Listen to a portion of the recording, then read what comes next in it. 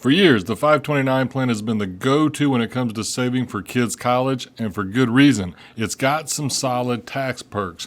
But now there's a new kid on the block, the Trump account. And it's not just about college, it's about building real wealth starting from the day your child is born. So here's the question: which one's better, the old school 529 plan or this brand new Trump account that just became law in 25? We're going to break it down, and I'll tell you exactly which one is best for you. Well, the real problem saving for kids' future feels like a gamble. Let's be honest. Trying to save for your kids' future right now can feel overwhelming. College is expensive. The job market keeps changing, and you don't want to lock up your money in something that only works if they follow one narrow path. Now, maybe your kid ends up in college, but maybe they start a business. Maybe they go to trade school, or they want to buy a house. You need a plan that works no matter what path they take. And that's why this new Trump account has people talking. It's built for flexibility. But does that make it better than the 529 plan? Let's find out. In one corner, we have the 529 plan, built for education, grows tax deferred, and offers completely tax-free withdrawals when used for school. On the other hand, the brand new Trump account, part of the One Big Beautiful Bill Act signed into law on July 4th.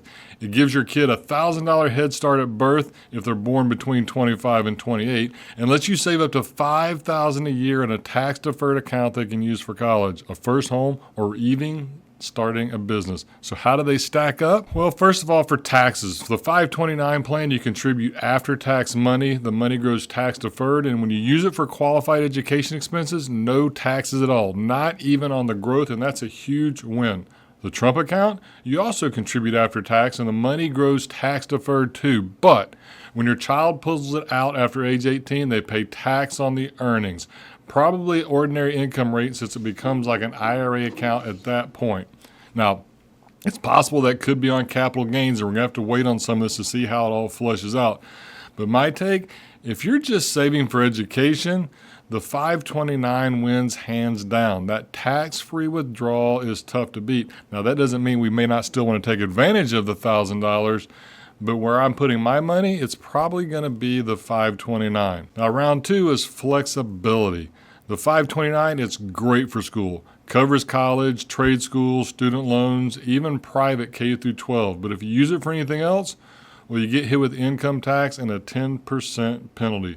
Now, there is a nice perk, though. You can now roll over up to $35,000 into a Roth if the account's been open for 15 years. So that's a big plus.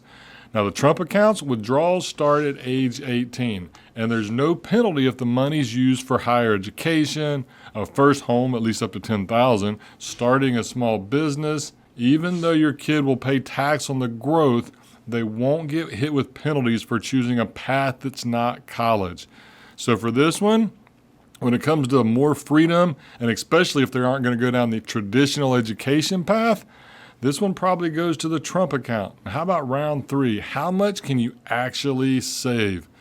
And there's technically, with the 529 plan, there's technically no federal contribution limit. But to avoid gift tax, you can contribute up to $19,000 per kid per year, or $38,000 if you're married. However, you can super fund it by front loading with up to 5 years right up front, and that doesn't hit your gift tax as long as we stay below the $19,000. So that gives you a $95,000 up front that you can super fund to 529. Plus, you can invest however you want: stocks, bonds, age-based funds, you name it.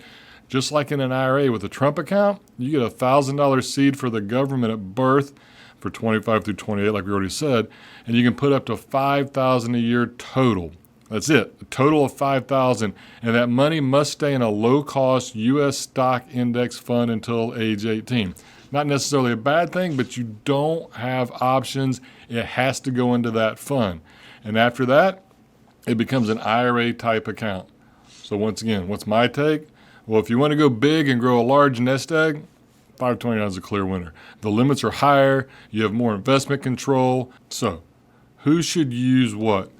So let's say my kid is definitely going to college. Then use a 529. You're going to get the biggest tax break, and it's built for that purpose. But what if I just want them to have options? Well, then a Trump account may make more sense because they can use it for school or a house or to start a business without the extra penalty if they take it out for something that's not school. Why not both? That's where I'm leaning. It's the smart move. Use the 529 for education. Take advantage of the Trump account for flexibility. It's a powerful combo that just covers more ground. So my final thoughts, the 529 plan is still one of the best tools out there if college is the plan.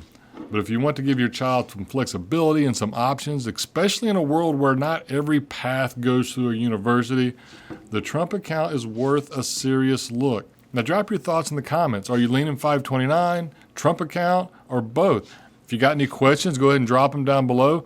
And don't forget to like, subscribe, and hit the bell so you don't miss any of these tax smart moves. So with that, I'll see you next time.